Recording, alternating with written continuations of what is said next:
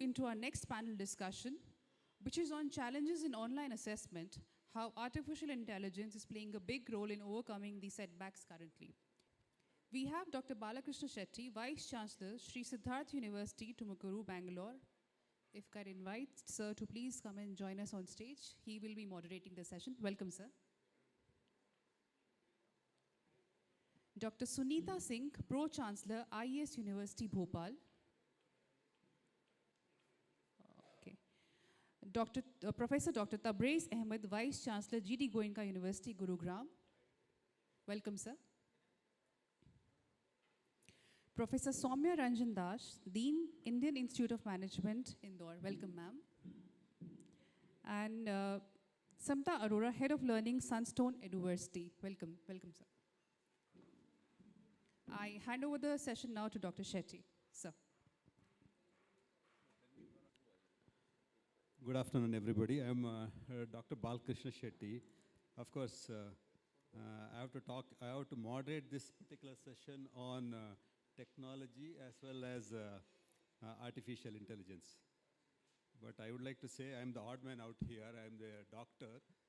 But I would like to say I'm a radiologist. So radiologist is basically a person who deals with a lot of technology in X-ray, ultrasound, CT scan. A radiologist is also called as a technologist. So I'm a technologist here as well as a doctor. First of all, I would like to say that with COVID, we had a lot of devastating effects, but there are advantages and there are disadvantages also. People ask me what are the advantages. The most important advantage we came across because of COVID, the most important thing I would like to say that none of the medicines can save you from these viral diseases. And it is only the inner immunity, what is the inner defense which can save you from all these diseases. That's the first point I would like to convey during this meeting. The second point I would like to say, the changes in, due to COVID, the most important changes were in education. I would like to say that is called as a fourth revolution of education. Initially, we had the first one, that is a Gurukul education, where the teacher and the students used to stay together. And the second revolution was the classroom education, where the teacher used to come to the classroom and the students used to stay inside the concrete room and listen to the teacher. And the third revolution was a distant education, where students used to stay outside and listen to the teacher. And the fourth revolution is that students will stay at home and the teacher will come to the classroom. So this is the online education. And the most important problem I had during one of the educations in my technical college, we had a problem of COVID infection, and most of the students went to their native place. But we had to conduct an examination, the university examination. We thought we'll conduct it online. I think all the panelists will answer this question also. The first question will be going there only. So we had to conduct an online examination.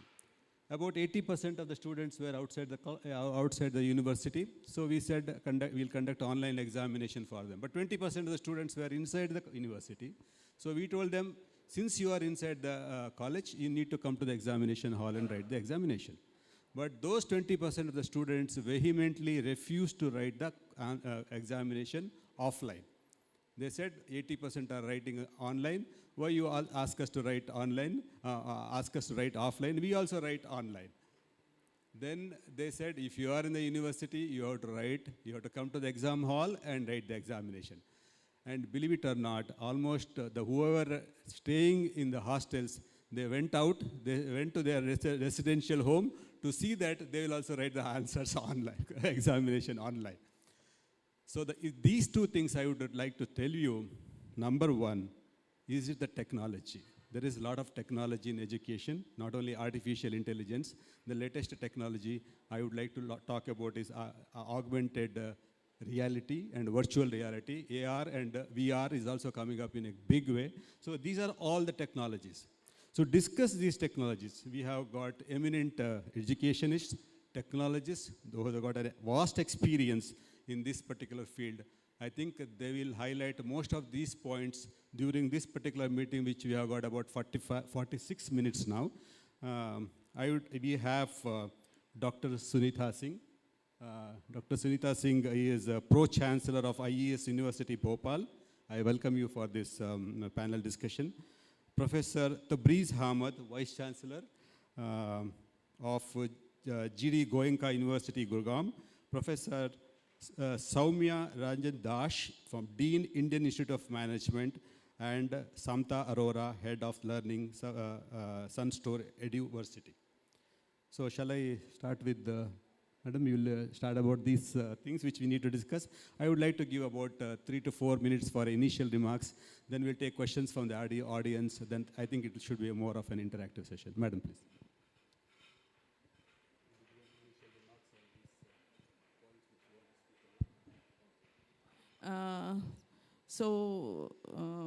When we say that we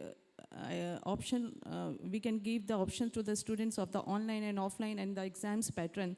So definitely we all knew that students will be of the online examinations because all should be going for the comfortability zone, right? So open book system is very good for themselves. Definitely they can choose them. For the online examinations because they have the comfort zone, they know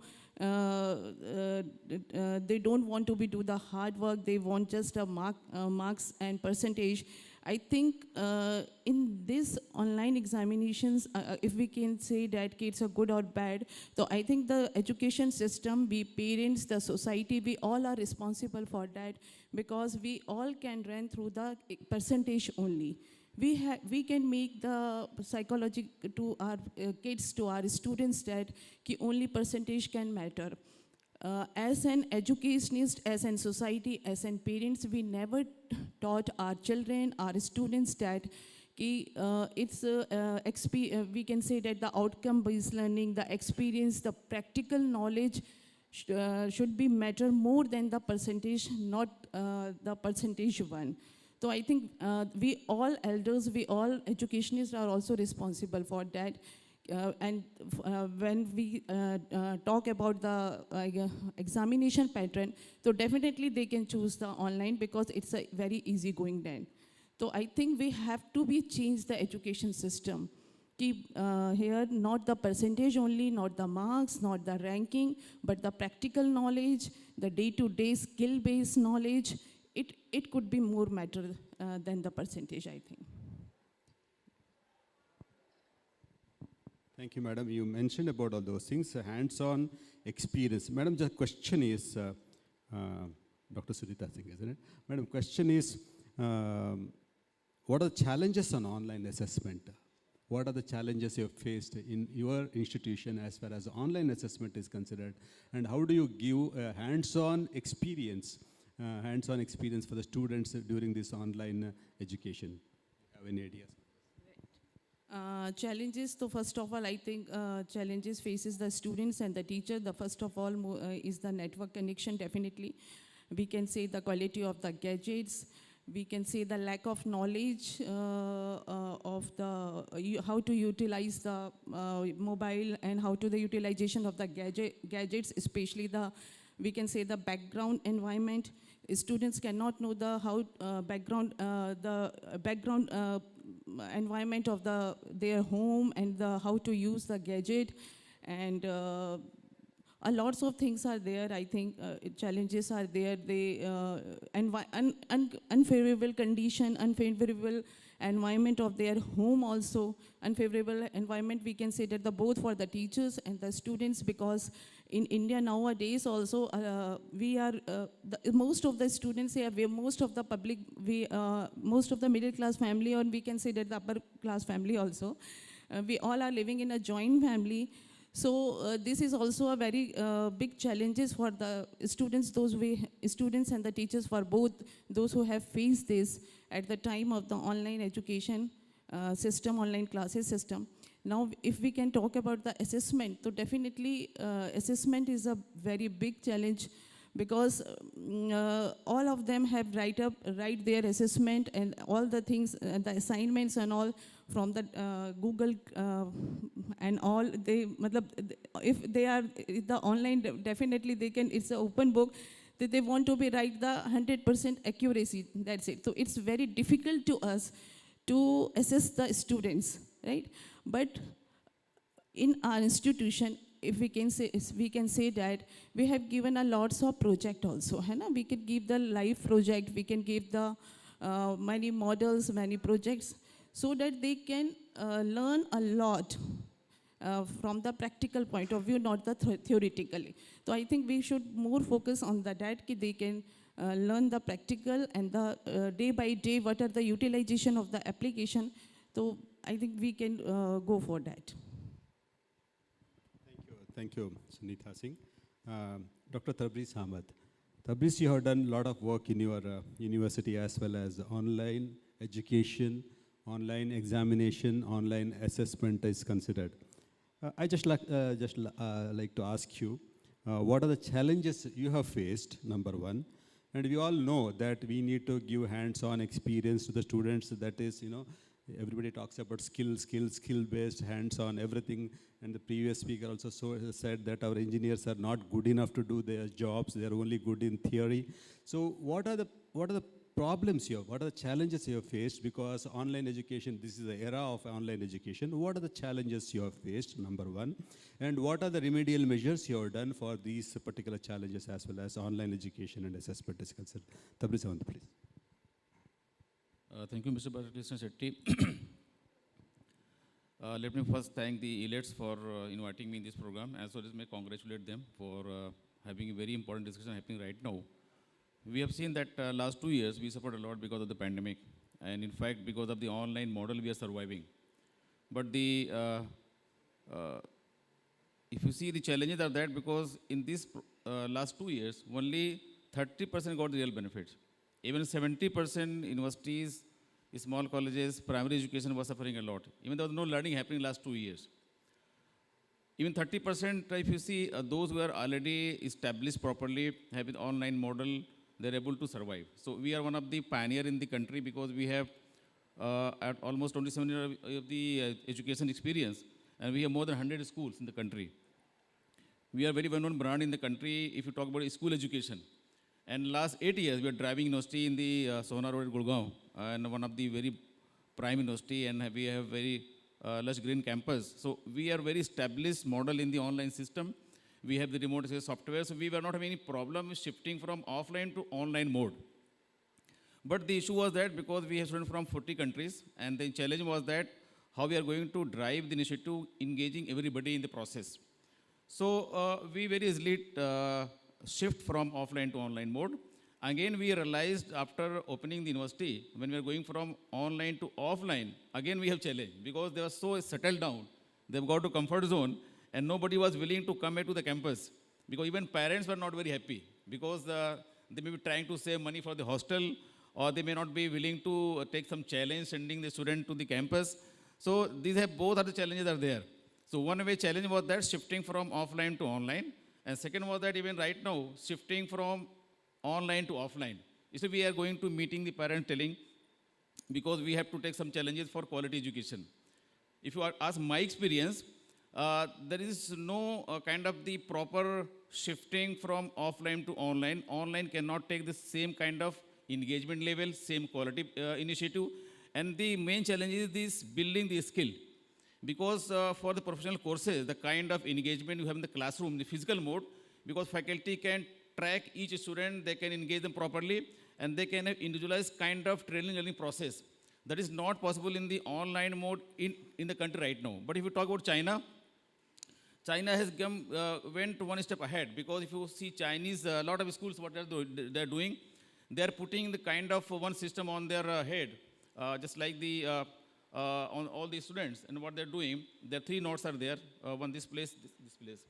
And the faculty can see on the screen how many are really engaged in the classroom, how many, because they're going to, their nervous node they're connecting. And they can track how many are really interested, how many are in the classroom, and how many are not able to connect to the classroom. And that's a real challenge.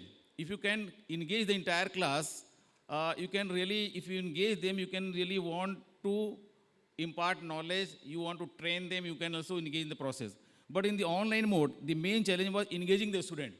Because you go on saying, please switch on your camera, okay, please be there. What they will do, sometimes they will off, go to toilets, or sometimes just they will off and sleep, or sometimes because they have wake up late, Just they want to showcase their drawing room or their cloth. They want to stop the video. So main challenge was there engaging the student, understanding what they are doing, whether learning happening or not happening. So I think this in this way, what I must say that the AI can do a great job because AI is the future. What I understand that there will be no replacement of teacher in the classroom because some of the companies like there is A107 kind of the program and also the Squirrel program. Squirrel is Chinese program. They want that replacement of the faculty from the class. They want a complete shift. But I must support the A017 model, what they're saying. They want a kind of assisted technology for the faculty. The idea is that how to raise the faculty efficiency in the classroom. That is all required because what happening, faculty is used for everything. They should be only teaching, trying to engage proper learning, building the kind of the skill and also driving the research. But if they are engaged in all kind of activities, they will be losing the real kind of the perspective. So what AI can do, what technology can do, can be used for non-productive purposes where there is no value addition for the faculty. And then the faculty can do a real kind of work what they are required. So for my understanding, the Coursera-like thing, also I've seen lot of Blackboard is there, Coursera is there, and also we have seen Colpol. Lot of companies are coming, edtech companies in the last 2 years, they have done great job, bringing the lot of value addition in the classroom by supporting the faculty to provide the real kind of job. Thank you.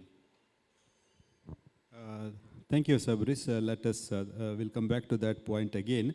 The 2 points raised by Dr. Tabriz Ahmad is, number one, when you have online classrooms, we can see that students logging on to the particular classroom, number one, and they can, after logging on, they can go anywhere. So we do have some technology for that. That is, sometimes they can put their photographs, and there are also some photographs which shows students blinking their eyes. Students are not there, but the students have modified the images such a way that we can see that they're actually participating with their blinking eyes and all such some movements. So Soumya Ranjan Das, you are from Indian Institute of Management. Now, 2 questions for you. Of course, you can take any of these questions or whatever it is as far as online teaching and artificial intelligence is considered. How to make these online classes very effective? How do you make your students to attend the entire online class? Okay, the number one. And second challenge we faced, like when we wanted to start changeover from online to offline classrooms, we had a lot of resistance, not only from the students, but the parents. Parents started asking so many questions. What are the security measures? How do you control corona? Have you these things? 100 questions we faced from the students. What you have done for the safety of my child? That was a question we got from the parents. So, Soumya Ranjan Das, I would like to ask you these 2 questions. And how do you face these challenges? And what are the remedial measures you took in your institution for these 2 challenges? Thank you, and thank you for the team for organizing this kind of event. At least dialogue exchange and sharing our ideas with each other, it's a good platform. And I'll start from where my previous speaker has ended, that apart from all the learnings that we thank to Corona, one of the best learning as an academician is that probably it nullified the misconception that the faculty could be removed from the classroom. It is not going to happen, not in this decade and not the decades to come. Faculties are going to be there and faculties are needed for an effective delivery. Technology can only improve it to whatever extent it can be. Now I'll take up the questions one by one, and I will try to add some of my thoughts as well. So, first of all, regarding this online examination, online implementation of it, 3 things were the building blocks. One was that whether the feasibility is there or the preparedness was there or not for the institute. Second thing is that whether the efficiency and effectiveness have been there. So what I mean by these 3 things, preparedness, effectiveness, and efficiency. Almost everybody, even we are in very top rated institutes, top 10 in India, we still feel that heat that how fast we can augment the infrastructure to shift from offline to online class. And we did it very successfully and tried our best to equip all our classrooms with smart classrooms. But that may not be true for all the different kind of systems from which we belong to, right? That is one. Second thing is that training the faculty, training the staff, and training the student. And sometimes because of the budget shifts or the constant you might have to shift from one platform to the other, suddenly a new mechanism has to be learned by all of your system to get engaged with. So that needs a prior planning for that particular part, which I call as preparedness. Second thing is that your effectiveness that I was talking about, before the effectiveness, efficiency will take a part. While implementing that, are we so much empathetic about everyone? Because one way we can call students that they are not engaging in the class, making their video switch off. Sometimes they have privacy concerns as well, right? Which we have to also respect because they are at a different location altogether. But simultaneously, the institute has to be empathetic towards the students. That is one of the most important part. Empathetic in the sense the discrimination in terms of technology access, discrimination in terms of the internet penetration, discrimination in terms of the accessibility of all the equipments. Second thing where the institute needs to be empathetic is that you can't implement the same evaluation system that you implement in a physical mode of the class. What I mean by that, for example, in a physical mode, I can give a case study and ask a student to analyze it and write about 2.5 hours to give the justification and all. But the same thing is not going to be implemented effectively if the exam is happening in an online mode, right? So we have to develop the evaluation mechanism in such a way where the student could be able to answer that question in a digital form. For example, giving an example, in most of the finance courses, having a calculator or having an Excel is an advantage, right? But in the online platform, we allowed student to solve the entire case in the Excel and then to upload it. The advantage is that student is not constrained with where to click and all. Student can give time to thinking about the question. So changing the exam evaluation pattern is one thing that could be done. The second one is that in terms of effectiveness, we need to have another empathetic approach to students. In a pen and paper and other exams, we give proper feedback whenever the student comes back to us. In a digital platform, you have to understand the stress on the faculty that he or she might have to evaluate 120 PDF files on a digital screen, which is not very effective. Giving a proper feedback to the student, how the student have performed, is something which is missing. So these are the couple of issues that is associated. And now coming back to the question that how we tried to handle it. So first of all, we tried to make it sure that the curriculum should not be exactly the same the way it was in the physical mode. So we tried and asked our faculties to revamp it so that it could be well accommodated in a digital platform lecture delivery and digital platform evaluation as well. Second thing is that when in an online platform, the engagement of the student and faculty gets downturned because of the lack of interaction. The student may not be able to ask the question at the right time where the intervention is supposed to happen from the faculty. So if you have a doubt, it gets, that lag effect starts happening from there. So what we did, immediately after the class, we try to give a platform to the students where the students can put up their questions for the class and sometimes in advance of the class because of their readings and all. And third thing that we try to do is that we try to make things happen in such a way that the course content should be delivered and the course content should not be, the readings and other things should be reduced so that the screen time could be reduced and students should get more preparation time for that. So these are some of the things that we tried to implement at our end. And coming to your second question that you asked regarding the same online plat, the challenges will be very different from one institute to the other. The challenges will be going to be very different from one system to the other. So it will be not very fair to say that the kind of challenges that we have faced and we have addressed is going to be the same way going to be addressed by the other system. Because the faculty level of training is different, institute infrastructure is different, the set of students are also different. It is very easy to say that if you are teaching a audience which is 99 percentile in the CAT to another audience which is quite diverse.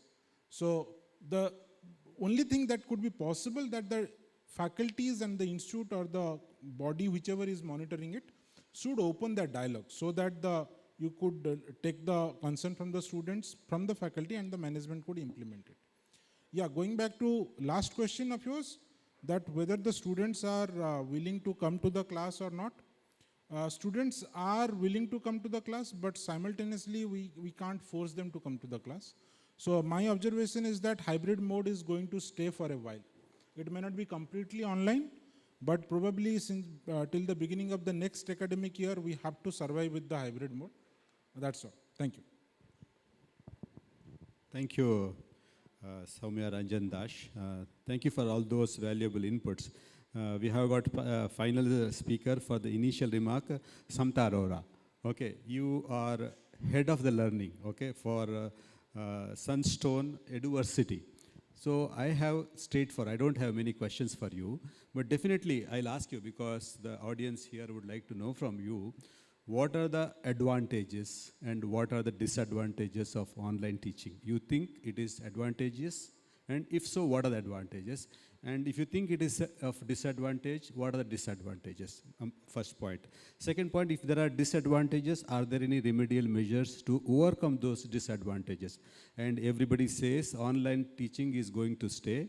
And those who are very, very defensive, they would say hybrid mode is going to stay. I don't know which one is going to stay. The time will tell us what is the best way of teaching the students. But I would like to hear from you, what is your experience? What are the advantages and what are the disadvantages? And what suggestions you would like to give our audience here regarding online education? Thank you so much. And, personally, a very exciting topic for me because I've been working on the aspect of digital and online assessments for the last 3 years. And I think the first thing that we need to do as educationists is really be able to differentiate, really be able to think about learning from 3 stages, right? The first is consumption, the second I feel is engagement, and the third is really the performance, right? A lot of times what happens is that we limit ourselves to the consumption part of learning. At best, we go on to thinking about, how we can make the learning engaging. Because, deriving actual performance or outcomes of learning is a real challenge and much, much complex area than many of us, have seen, when we were properly studying. So firstly, I'm glad that we're really talking about the last stage of learning, which is learning performance, which has a lot to do with learning outcomes. Basically, if I look at the topic of this panel, which is, the whole part about online assessments, interesting to firstly think about online assessments. One also has to think about online assessments from 2 subject points, right? Because in the previous panels, one thing consistently all of us have been hearing is, soft skills, 21st century skills, skill stack, which is beyond the technical or the core subjects that one has to study today to become industry ready tomorrow. So to be able to really understand online assessments, I think you have to break down the technical and the behavioral, or what I love to call power skills, because it's a combination of behavioral, social, cognitive, and hate the word soft skills because these are definitely not soft skills. So how do we differentiate between power skills and core technical skills when it comes to the online assessments? Because both are a separate beast to solve in themselves. When we look at the technical or the core subjects, I personally feel like, not only globally, of course, many innovations have been made globally and they're working, but even in India, I feel like, we have a lot of tools that are already available to solve the challenge of technical assessments which are related to technical subjects. There are some amazing plug-and-play online assessment host platforms where, as educationists, as teachers, as faculty, we can build the assessments and really collate the data on the student performance and student and analytics on a live basis, without having to go through the manual effort of doing it. So those platforms really exist now, and we can make use of them in the education system. That's clearly one. The challenge when it comes to the technical or the core subject, and now with the classes moving from offline to digital, clearly is, as one would say, cheating for the lack of a better word, but academic dishonesty, collusion. How do we monitor that the student is not copying from the book, etc. But I think we've also solved that problem to a large extent. Again, there are multiple tools available. There are screen lock tools available through which, and these are simple plug and play tools which can just be bought and plugged into our own LMSs irrespective of what you're using, which allow us to lock the screens so that the students are not able to navigate the screens while doing the assessments. I understand GRE, GMAT, during the time of COVID, we were able to use live proctoring with instructors.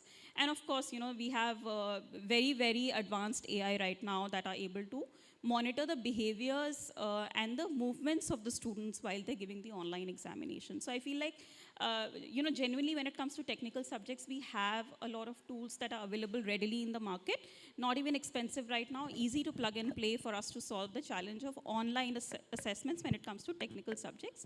I would just leave where the problem lies, which are two areas when it comes to online assessments.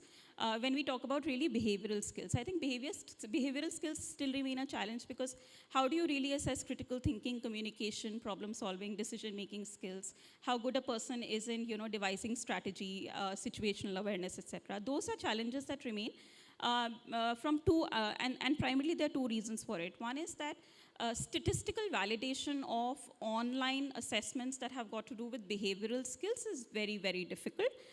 Because there is cultural diversity. Different people have different responses to situation.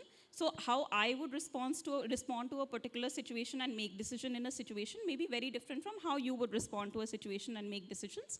And maybe both are right and none of them is wrong. So when it comes to behavioral skills, because there are no right or wrong answers, I think that becomes a very difficult area for online assessments to deal with. And as more and more of education institutions go into dealing with these soft subjects, I think assessing these subjects is what is going to remain a challenge for some time to come. Okay, thank you, Samta. Okay, now we have got about 19 more minutes, but I don't, apart from those education sitting on the stage here, I am very sure there are many educations and eminent intellectuals sitting in the audience. I would like to have questions from them for the next 8 to 9 minutes. Online education, what are the advantages? What are the disadvantages? And you have you're listening to all the 4 speakers now. And what do you think the problems with online education, and whether you had any problems and how you solved these problems? We would like to know from here also. Anybody from the audience, please introduce yourself and ask me the question. Anyone?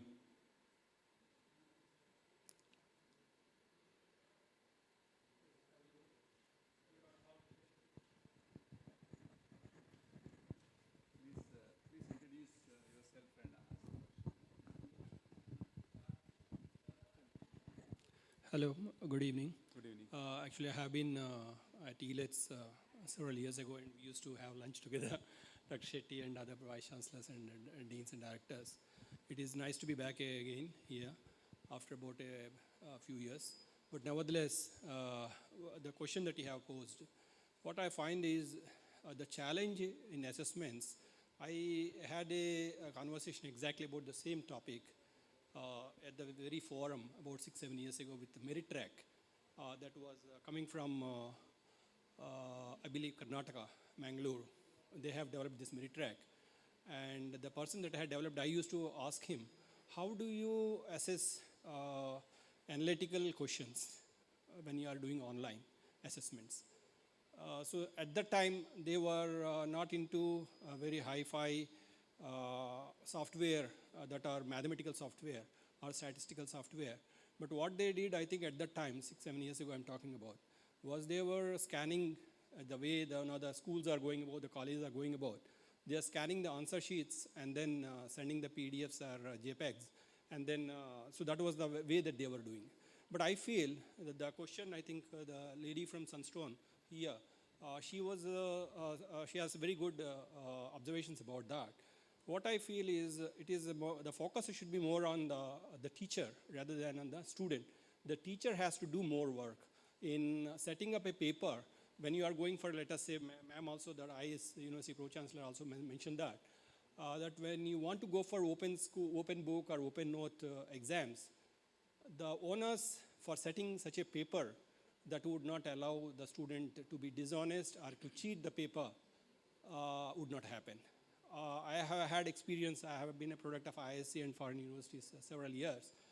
And my experience is to write an open book or an open note exam was much tougher than an exam that is a closed book exam.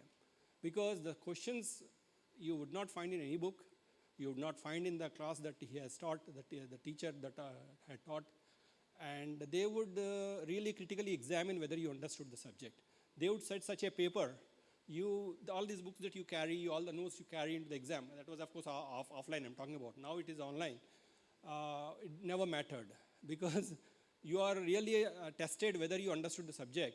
And so the onus of setting such a paper rests on the teacher. But the teachers, as you see, now the pandemic, I think, made everybody a little bit lazy, including the students as well as the teachers. And as somebody suggested in China, I think that Tabriz Ahmad suggested China. But I don't believe there are serious privacy concerns with regard to what China is doing is not a role model for the world. And we should not really emulate China in toto and just go with just plugging up monitors and sensors on the heads of the children. And Dr. Balakrishnan Shetty, right in the beginning, he mentioned about the pandemic, that all of these propaganda that is going on, at the end of the day, it boils down to your immunity and your nutrition and your attitude. So that is what it is about. So I feel the going the future, the teacher, the classroom teaching or the engagement, one-to-one engagement, nothing beats it. And I see there are about one-fifth of the audience that used to be at these conferences, and thanks to pandemic. So I would not, somebody in the previous session suggested we should thank pandemic. I would not thank pandemic. Pandemic, I don't think made things better, but online learning, yes, it has facilitated that and it has made it more accessible. But the challenges again remain. I think the professor from IIM had mentioned very clearly what are some of the challenges about equity, access to the equipment, network issues, and ma'am also, IES ma'am also has right in the beginning mentioned these issues. And so Okay. I believe that is the way to the future. That you have to expect more from the teacher as well. Okay, thank you very much. Thank you very much for your inputs. Any other questions from the audience? If you can give a comment for 1 minute. Sorry, I'm just very tempted to comment, and I can't see you from behind this podium. But I'm also giving an open book exam right now. I have my notes scribbled in while I'm talking. But one of the points that I made while others were speaking is really the whole idea, what you spoke about, which is really the designing of the assessments, because how we design online assessments is very different from how we design offline assessments, which is as true as, faculty teachers teaching offline versus teaching online. It's really not the same translation of what happened in the classroom that can be translated online. And to just give you an answer, I think when it comes to looking at analytical skills, there are some amazing, there are some new assessment techniques, situation judgment tests that one can do, where you can give real life scenarios to the students and really see how they would respond in those scenarios. And I think personally, as somebody working at the cusp of, technology and behavior and learning, what is particularly interesting for me is that it definitely doesn't cut down the role of the faculty, but it really elevates the faculty to become facilitators. That, how do we become facilitators of learning, and how are we able to leverage that technology and the analytics we get on the student using that technology to be able to give feedback to the students and help them grow by using these assessments. I think when you say that now on open book examination is really very good, but I think open book examination is good when it will be happen in a physical mode, not in an online mode. Now, though technology is too much advanced, now students has making their own group. One has find out the answer, and the one answer is circulated in the whole classrooms, right? And everybody is writing that. That's why I'm saying that teachers, how they can make a questions very difficult and how can it makes an individual one. It would be, I think, a difficult. And now that this young generation is a more techno-savvy, and they are more smarter, they are more knowledgeable than teacher. Definitely, teacher can also do a lot of things. We have to be changed, but I think this is a problem. Thank you. Any more question from that side? Yeah, thank you very much. This is Dr. Ajay Podar, Pro Chancellor, Om Sterling Global University. As we are discussing about the various hurdles of evaluation part, I believe that one of the problem is also that still in India, we are not accepting that the online system is going to be persist. So many of the institutions are feeling that it is just only a matter of 6 months or 11 months, so let us not give more budget into it. Whereas the evaluation part, if we will compare it with the other part of the world, where the online system is from the last 20 to 25 years, they are already doing it. There are the systems with the proctor based, which will be making the examination more proving. So the systems are there. It is the matter that how or whether we are accepting it or not. So one thing is that. The second thing is the setting the question paper.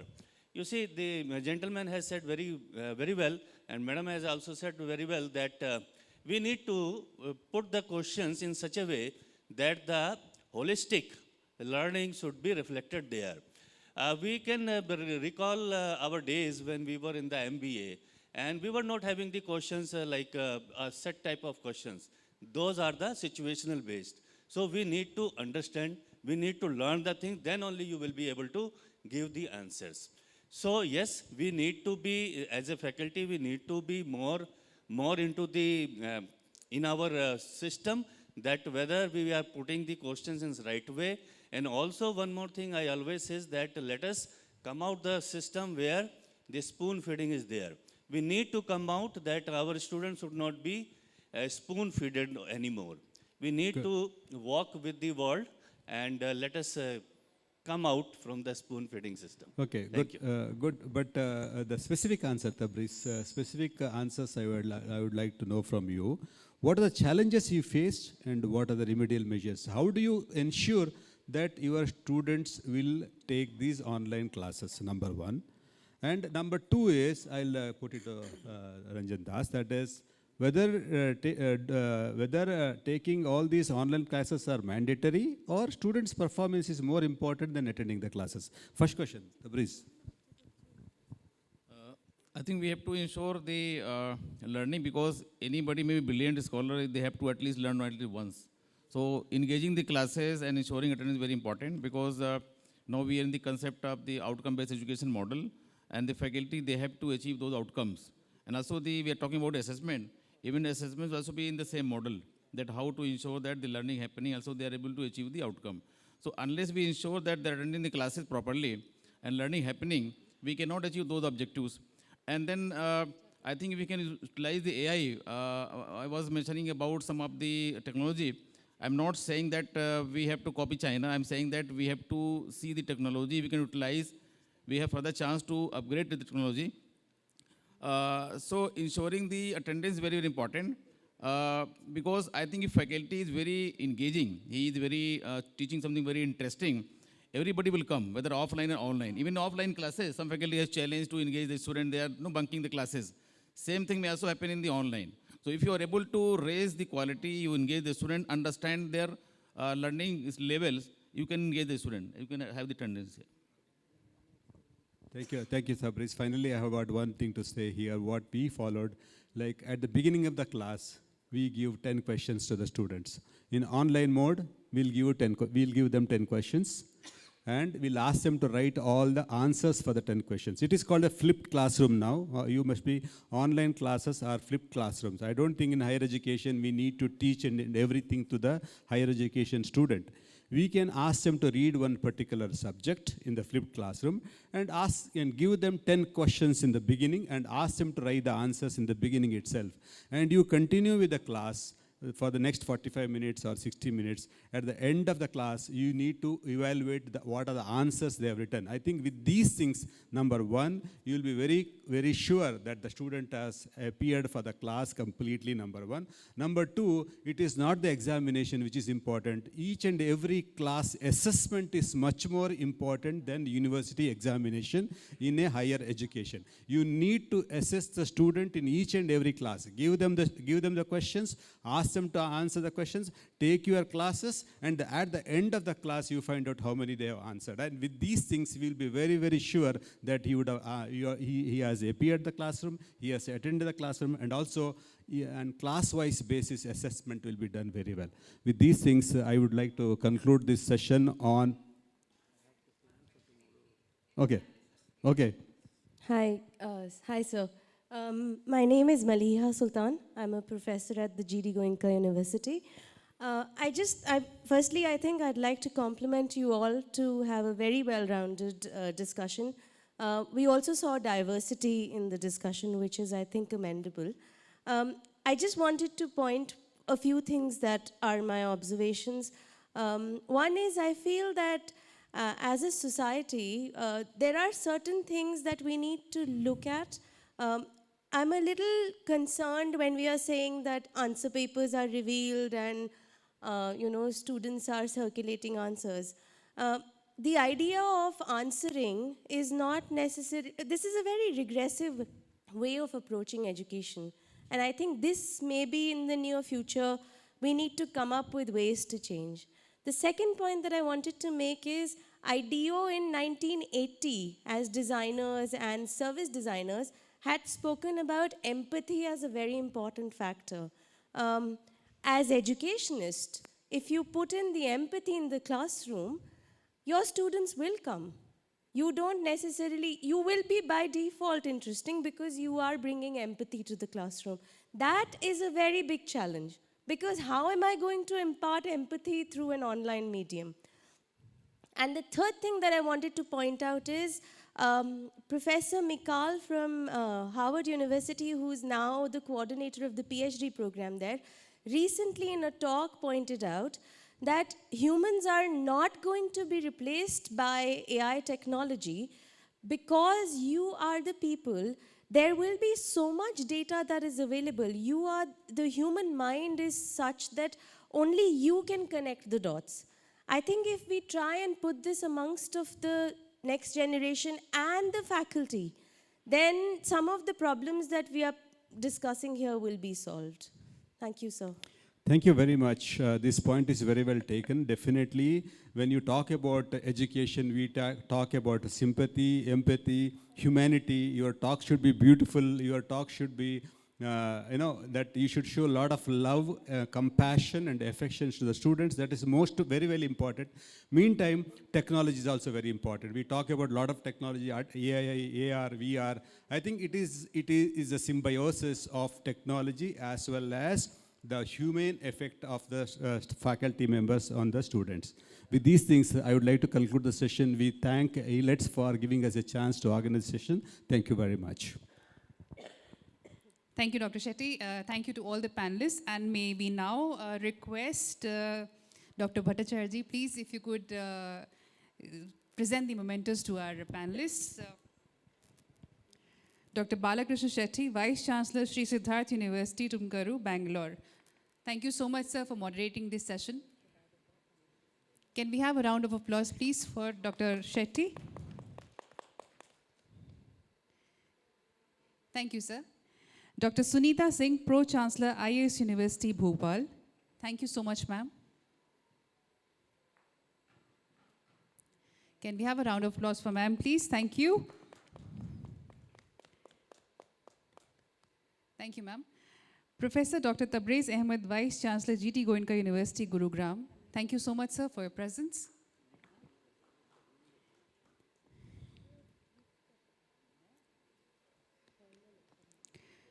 Professor Soumya Ranjan Das, Dean, Indian Institute of Management, Indore. Thank you so much, sir, for your presence.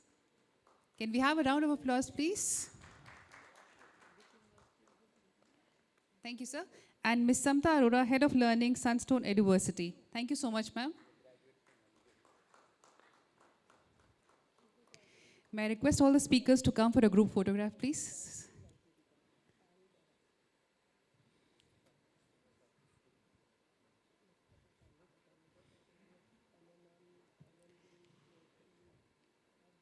Thank you. Thank you to all the esteemed panelists.